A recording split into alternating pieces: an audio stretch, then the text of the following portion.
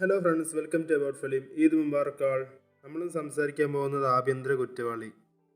ആസിഫ് അലിയാണ് നായകൻ. കിടിലൻ പടമാണ് കേട്ടോ. തിയേറ്ററിൽ പോയി തന്നെ കണ്ടിപ്പോൾ ഒന്ന് പെട്ടെന്ന് വന്ന് റിവ്യൂ ഇടാണ്. കാരണം എന്താ വെച്ചാൽ ഷോ കഴിഞ്ഞ് വന്നു, ഇപ്പോൾ ഈ എഡിറ്റ് ചെയ്യാനുള്ള സമയം എടുക്കണുള്ളൂ.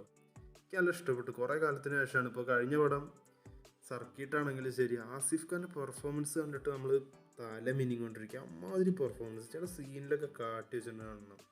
കോടതിയിലത്തെ കുറച്ച് രംഗങ്ങളൊക്കെ ഉണ്ട്. ഇത് രസമായിട്ട് ചെയ്ത് വെച്ചിട്ടുണ്ട്, അറിയോ.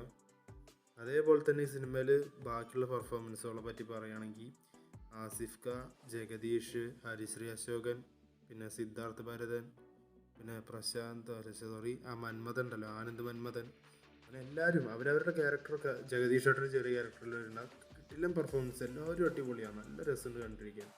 പിന്നെ ഇതിലെ നടി ഒരു പുതുമുഖമാണെന്നാണ് കേട്ടത്. അവർ അത്യാവശ്യം നല്ല പെർഫോമൻസ് തന്നെയായിരുന്നു കേട്ടോ. അതിൽ കുറച്ച് നമുക്ക് അവരോടൊരു ദേഷ്യമൊക്കെ തോന്നും, പക്ഷെ സിറ്റുവേഷൻ അങ്ങനെയാണ്, നമ്മളത് അക്സെപ്റ്റബിളായി പോകുന്ന രീതിയാണ്. നല്ല രസമായിട്ടാണ് ചെയ്തിട്ടുണ്ട് ആ ക്യാരക്ടർ. പിന്നെ അവരുടെ ഫാമിലി മെമ്പേഴ്സിനോടാണെങ്കിലും ഒക്കെ നമുക്കൊരു ഈഗർ, എന്തിനാണ് ഇവർ ഇങ്ങനെയൊക്കെ ചെയ്യുന്നത് നമുക്ക് തോന്നിപ്പോവും. അങ്ങനെയാണ് ഈ സിനിമ എടുത്തു വെച്ചിരിക്കുന്നത്.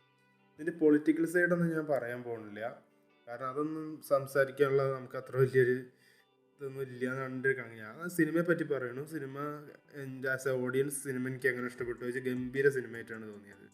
നല്ല പെർഫോമൻസും മേക്കിംഗ് വൈസ് ആണെങ്കിലും സ്റ്റാൻഡേർഡ് കീപ്പ് ചെയ്തിട്ടുണ്ട്. പിന്നെ ഇതിൽ മ്യൂസിക് ചെയ്തിരിക്കുന്നത് ബിജിബാലാണ്, സ്കോർ ചെയ്തിരിക്കുന്നത് രാഹുൽ രാജുവാണ്. വേറെ ലെവലായിട്ട് രണ്ടുപേരും പണിയെടുത്തിട്ടുണ്ട്. പക്ഷേ സ്കോറാണ് ഒന്നുകൂടി ബെറ്റർ ആയിട്ട് എനിക്ക് തോന്നിയത്.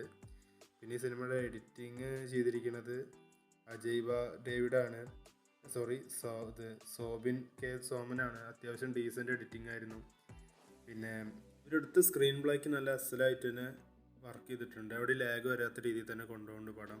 എന്തായാലും ഒന്ന് തിയേറ്ററിൽ പോയി കണ്ടു നോക്കുക, പടം നന്നായിട്ടുണ്ട്. ഇനി ഇതുപോലുള്ള റിവ്യൂസിനും മറ്റു വീഡിയോകൾക്കും നമ്മുടെ ചാനൽ സബ്സ്ക്രൈബ് ചെയ്യുക.